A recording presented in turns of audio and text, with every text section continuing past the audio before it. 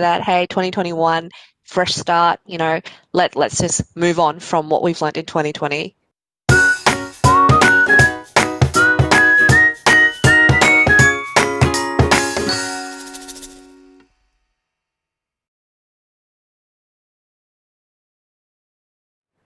So 2020 has been an interesting year to be a teacher. We've had to reflect on our practice. We've had to adapt. We've had to be flexible. Even today, with Zoom being down, we've had to completely change our recording setup. So what's something that you're planning to work on or take into next year? I might throw to you first, Linda. Great, thanks, Blake. I think for me personally, it's about working on the process and trusting the process, then everything will be okay. 2021 is going to be a new year for me, for my kids. So having a little bit more faith in getting things done at the right time, in the right place, and just making sure that I'm able to help fill that gap when and if needed. I might throw it back to you, Blake. What do you reckon?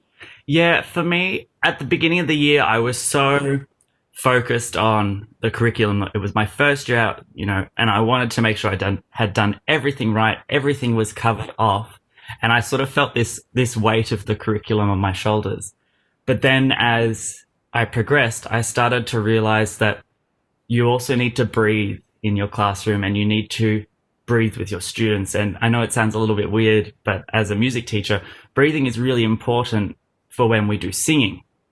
So something like the preparation and take time and take space before you actually engage in singing, I think the same thing happens now with learning. You take time to breathe and prepare and then let the learning flow on from there. So the main thing that I'm going to take into next year is to actually slow down and take time and space with my students and let the teachable moments flow from there. What do you think, Caitriona? Yeah, I think that breathing analogy was really beautiful. But for me, it might seem a little simple, but I want to improve like the physical environment of my classroom. I do have professional learning goals too, but I felt that in my classroom, it's been a bit lackluster at the moment.